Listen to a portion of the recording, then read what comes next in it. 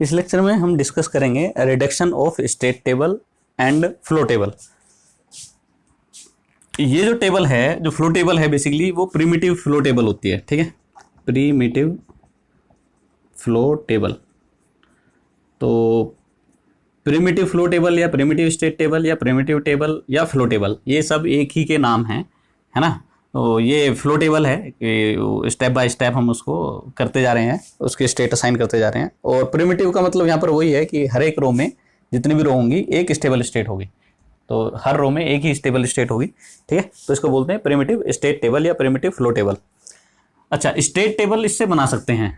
Next state उसको लेके यहाँ पर प्रेजेंट स्टेट, इधर नेक्स्ट स्टेट, यहाँ पर इनपुट 0 0 0 1 1 1 1 0 और एक आउटपुट के लिए आउटपुट हमारा Z मान लिया, तो यहाँ पर x1 और x2 की वैल्यू यहाँ पर भी 0 0 0 1 1 1 1 0। तो जैसे लास्ट एग्जाम्पल में बनाया था जब इसको हमने इसका सर्किट डिज़ाइन किया था, तो उससे भी बना सकते हैं, उससे भी इसको रिडक्शन कर सकते हैं कि आप सीधा पहले इसको प्रेजेंट स्टेट और नेक्स्ट स्टेट में कन्वर्ट कर लो और उसके बाद उनको रिडक्शन कर लो। पर उसमें सिर्फ एक प्रॉब्लम ये है कि हमें आउटपुट भी चेक करना पड़ता है। ठीक है, तो स्टेट तो चेक करेंगे ही कि प्रेजेंट स्टेट से जिस नेक्स्ट स्टेट में जा रहे हैं कि सेम नेक्स्ट स्टेट है कि नहीं है, सही है, और दूसरा आउटपुट भी सेम है कि नहीं है, तो वो भी हमें चेक करना पड़ता है। तो इसके लिए हमें दो टेबल में देखना पड़ता है, एक बार इसको कंपैरिजन करेंगे फिर उसके बाद उधर करेंगे। यहाँ पर क्या है, यहाँ दोनों मर्ज फॉर्म में है। ठीक है, तो बड़ा ईजी है, तो उधर कहीं दूसरी टेबल में देखना ही नहीं पड़ता, सीधा सीधा आउटपुट सामने ही यहाँ पर है, तो हम सामने ही चेक कर लेते हैं। ठीक, तो बेस्ट वे यही है कि आप प्रिमिटिव फ्लो टेबल से ही डायरेक्ट रिडक्शन करो। ठीक है, और अगर आप स्टेट टेबल से कर रहे हो तो थोड़ी सी प्रैक्टिस की ज़्यादा जरूरत पड़ेगी। तो मैं तो प्रिमिटिव फ्लो टेबल से ही उसको आपको जो रिडक्शन वाला है ये प्रोसेस ये समझा रहा हूँ कैसे मर्ज करते हैं। तो एक तो मैंने उसको एक बार मैं बता चुका हूँ कि ABC को इसको मर्ज किया था एक एक को देख के। तो यहाँ पर एक अलग से थोड़ी सी एक ट्रिक है, सही है, तो उससे करते हैं। मॉरिस मैनो में ही गिवन है, तो इधर ले लेते हैं हम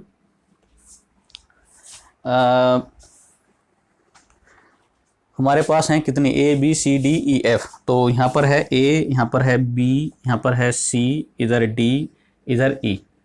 F नहीं ले, इधर F नहीं लेना है, इधर F से शुरू करना है और A नहीं लेना है। तो यहाँ से F के बाद आएगा E, के बाद आएगा D, फिर C, फिर B, और A नहीं लेना है। तो जो हॉरिजॉन्टल वाला है उसमें A से लास्ट वाला नहीं लेना है, और जो वर्टिकल वाला है उसमें स्टार्ट वाला नहीं लेना है। तो B से A का कंपैरिजन, क्योंकि कंपैरिजन टेबल बना रहे हैं बेसिकली, और C ये हो गया, C से C के साथ, D वाला D के साथ,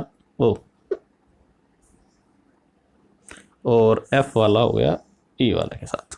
ठीक है, तो यहाँ पर जो ये ब्लॉक हैं करस्पॉन्डिंग, जैसे यहाँ पर इस ब्लॉक को देखें तो ये A और F का कंपैरिजन कर रहा है, और इस वाले ब्लॉक को देखें तो E और B का कंपैरिजन कर रहा है। ये वाला ब्लॉक B और F का कंपैरिजन कर रहा है। तो ये F की रो है, ये E की रो है, ये D की रो है, ये C की रो है, और ये B की रो है।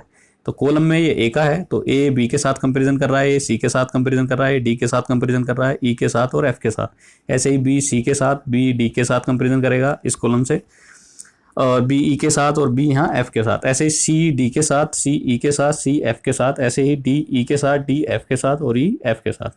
तो सबके कंपैरिजन हो जाएंगे। ठीक है, तो हर एक स्टेट को हम आपस में कंपैरिजन कर रहे हैं। ठीक, तो शुरू करते हैं।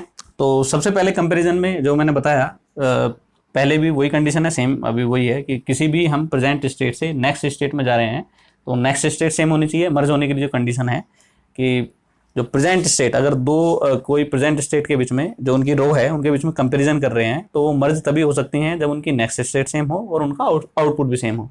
ठीक है, अदरवाइज वो मर्ज नहीं हो सकते हैं।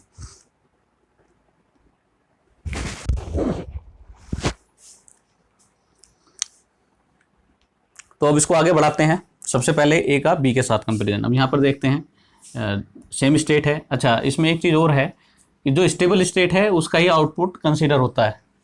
ठीक है, जो अनस्टेबल स्टेट है उनका आउटपुट कंसीडर नहीं करते हैं, उनका आउटपुट 0 ही है। ठीक है, पर उसके साथ यहाँ पर भी वो आउटपुट सेम होना चाहिए, है ना।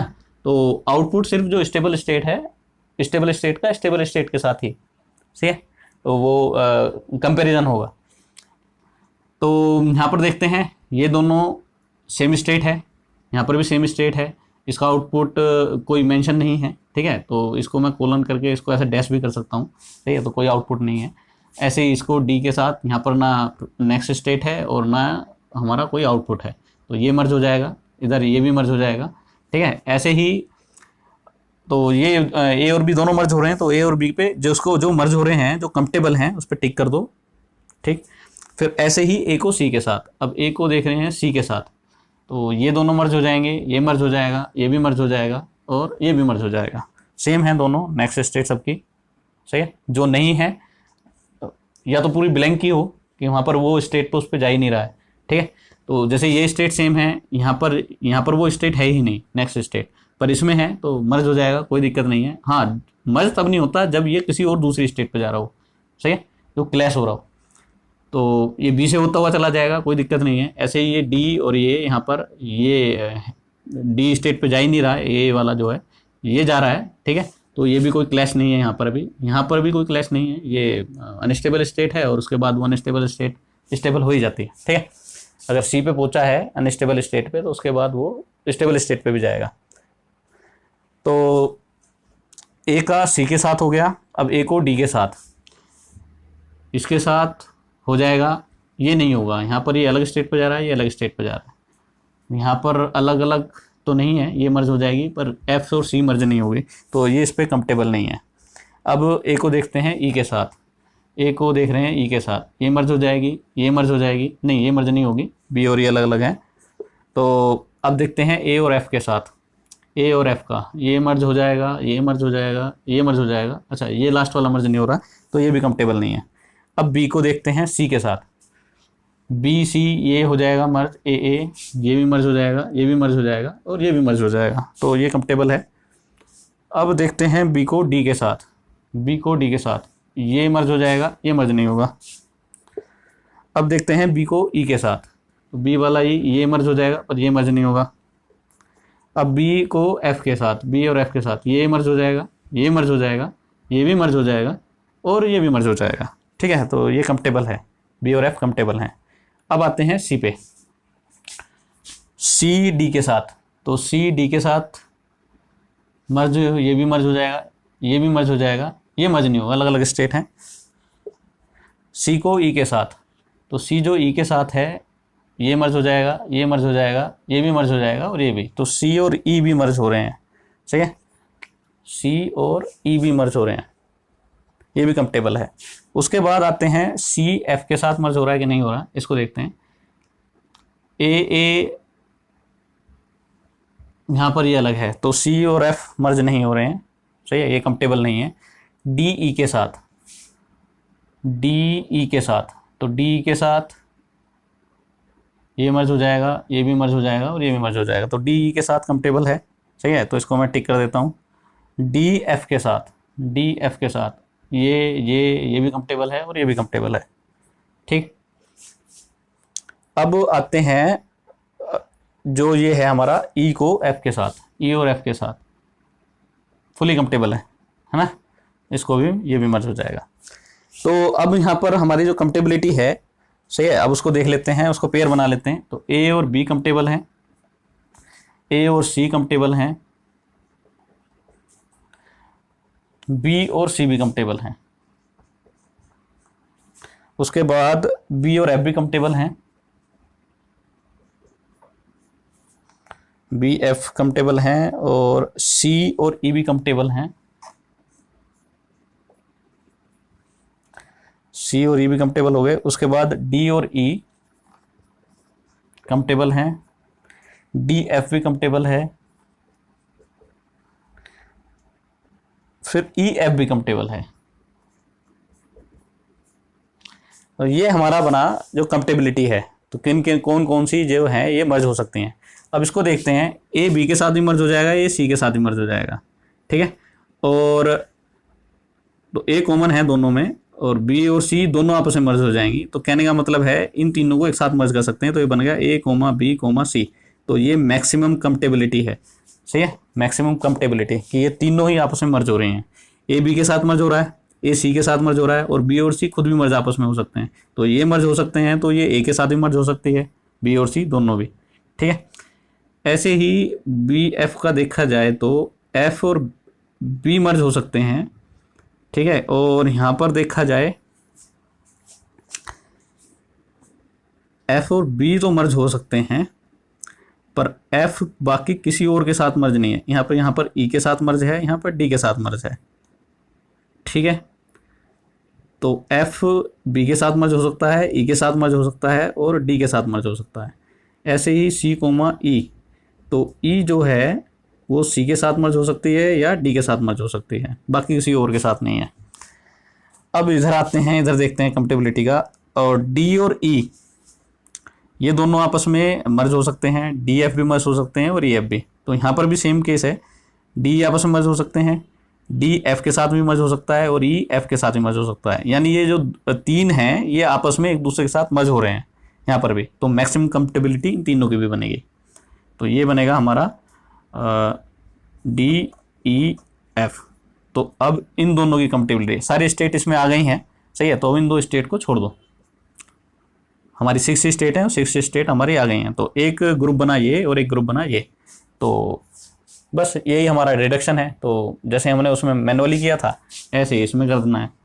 तो यहाँ पर ए बी सी और यहाँ पर डी ई एफ, इनको मर्ज कर दिया है।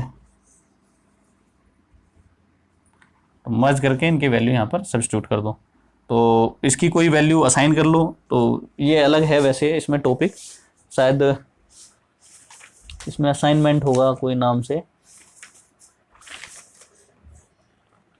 नहीं है इसमें असाइन कुछ नहीं है। तो ये हम ही इनकी वैल्यू असाइन कर देता हूँ। तो ए बी सी के लिए 0 और इसके लिए 1, जैसे लास्ट लेक्चर में किया था। और उसके बाद जितने भी यहाँ पर इनको मर्ज करके जो भी आएगा, तो ये मर्ज करने वाला एक यहाँ पर प्रोसेस बताया है, ठीक है। तो आप उसको जैसे मैंने पहले किया था ऐसे कर लो, या आप इसकी तरह कर लो, ठीक है। तो मॉरिस मैनो की एक प्रॉब्लम है, उसमें भी दिया हुआ है कि उन्होंने प्रिमिटिव स्टेट टेबल दी है, उसको मिनिमाइज किया हुआ है, आप उसको देख सकते हैं, ठीक है। तो मैक्सिमम कंपेटिबिलिटी बेसिकली हम देखते हैं। तो मैक्सिमम कंपेटिबल कौन कौन से हैं, तो जैसे A B C maximum compatible है, बाकी ये भी थे, एक ये वाला भी था और ये वाला भी था, पर ये मैक्सिमम कंपेटिबिलिटी के अंदर नहीं थे। तो मैक्सिमम कंपेटिबिलिटी में अगर सारी स्टेट आ रही हैं, तो जो लेस कंपेटिबल हैं उनको छोड़ देते हैं, ठीक है। तो यहाँ पर उनको ऐसा ही किया, ये 0 1 लिया और यहाँ पर इसको स्टेट इनकी हमने असाइन कर दी। तो यहाँ पर ए है, यहाँ पर बी कोमा 0, इसमें कोमा 1, यहाँ पर इसको किया, यहाँ पर डी, यहाँ पर इसको किया, यहाँ पर सी, यहाँ पर 1, और यहाँ पर जो आया तीनों मिला के ए, यहाँ पर आया ई कोमा 0, यहाँ पर डी कोमा 0, यहाँ पर एफ कोमा 0। अब डी एफ सबके लिए ए की वैल्यू असाइन करनी है 1। तो डी एफ जितने भी हैं सब जगह उनकी जगह 1 लिख देंगे, और ए बी सी जितने जगह हैं उनकी जगह हम 0 असाइन कर देंगे। तो यहाँ पर सब पे 0 आ जाएगा, ये 0, बी वाला भी 0, डी वाला 1 है, सी वाला भी 0, ए वाला 0, ई वाला 1 है, डी वाला 1 है और एफ वाला भी 1 है। ये हमारी बन गई, ठीक है। तो इसको बोलेंगे ट्रांजिशन टेबल, ये अब ट्रांजिशन टेबल है। तो इधर नेक्स्ट स्टेट और कोमा आउटपुट, ये कोमा आउटपुट में है, और इधर हमारी है प्रेजेंट स्टेट। तो ये है ट्रांजिशन टेबल, या इसको बोल सकते हो रिड्यूस प्रिमिटिव टेबल, ठीक है, या मर्ज प्रिमिटिव टेबल, कुछ भी नाम इसका दे सकते हो, ठीक है। तो इसको यहीं रोकते हैं। नेक्स्ट एक रेस फ्री स्टेट असाइनमेंट, उसको डिस्कस करेंगे। चलिए इसको यहीं रोकता हूँ।